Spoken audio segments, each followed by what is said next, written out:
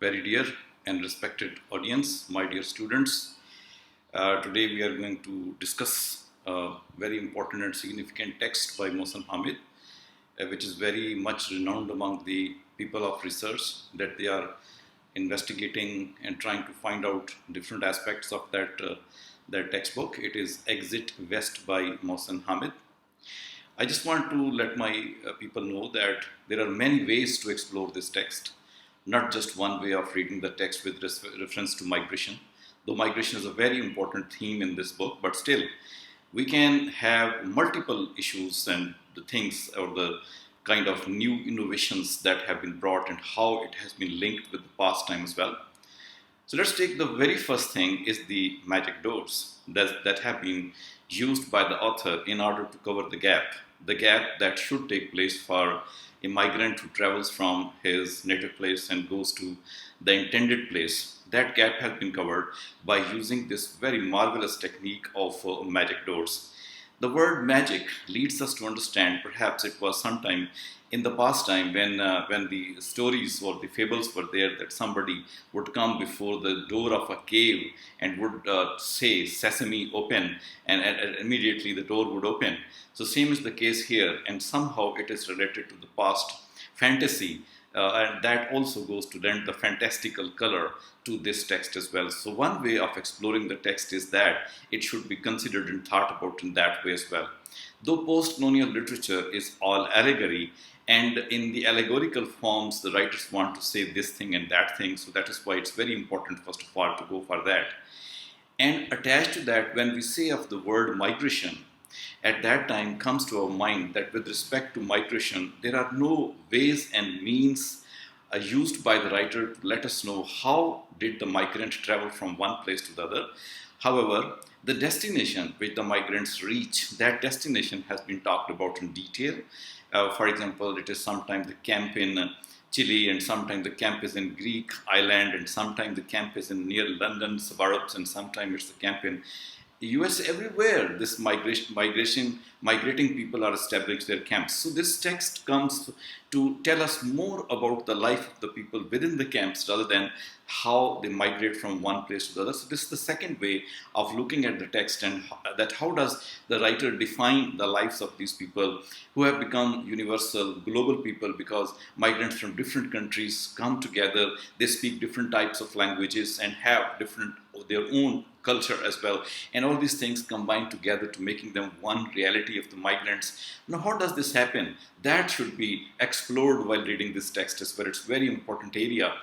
And then if we proceed further, we can also find that when such type of multiple ethnicities meet together, they amalgamate together, they try to absorb in the destination as well. At that time, what linguistic changes come, what cultural changes come, and what is the type of impact upon the people? Do they become braver characters as compared to the characters within their own country, or they become the characters which are very bold one, which can have their own. So with this respect as well, the change in the mind of the character, that should also be analyzed. In one of my articles, I have pointed out that possibly the migration in this novel is not a physical migration, it's a mental migration. It's called as the cognitive migration. Some people can talk about the text in this way as well. Not only this, we have a variety of cities which are going and coming in the way of these migrants, and they are traveling to these places, and some borders therefore are open borders, but these open borders are heavily guarded, and especially these borders are guarded by the powerful watchmen. And there are other borders as well which are not heavily guarded, and unfortunately these are the borders of not so rich countries. And that takes us to the modern colonialism and post-colonialism, because the rich countries are guarding themselves, though they sometimes ruled over these poor countries. Now, if some migrant travels from this place to the rich country, they are heavily guarded. And at that time, the things go very upsetting when these migrants reach into their states in a great number, and so great a number. And because of this, the text becomes even more interesting. Not only we need to see what is the impact of the people and the places where the migrants go, not only the impact on the migrants, but also how they are impacting the people with which they interact, and how they try to adjust in the lives of those people, and what's the kind of blame game which is put on them. That would be very important. And then some researchers can also talk about the technology, the latest technology being used. Before that, we never heard about the cell phones being used in the text, and never heard about the tablets and the computers. But this is the text where not only the protagonists use cell phones, and sometimes the battery is not there, and sometimes the signal is not there. They look for the batteries and the signals here and there and try to find out so that they can remain attached with the other parts of the world through this communication things. So in that way, this is another dimension, that how has technology entered into our text and how it is now interacting with the people, and how it is facilitating our tasks, that we are able to connect and sometimes we are not able to connect as well.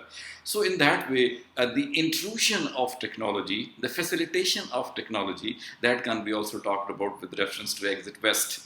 And going further and taking the game further, we can also talk with reference to the protagonist. Let us take first of all the protagonist Saeed in this text, and you will be surprised.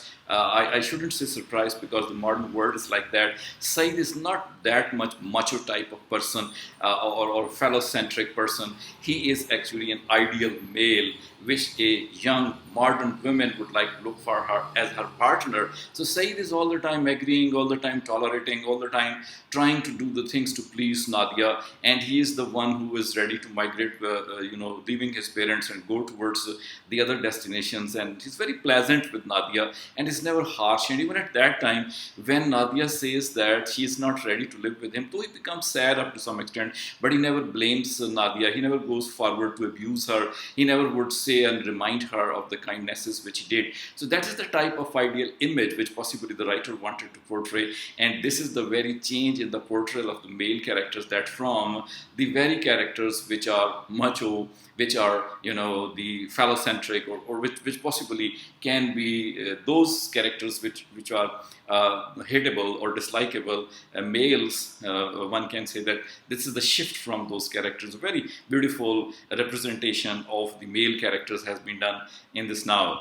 And then comes Nadia herself as a female protagonist, and it is the very change that the Orient, who used to describe the female of the people only an attractive body, peace body, or only an attractive thing, that body is now transforming itself. It is using its mind. It's less using its body. It's using its mind.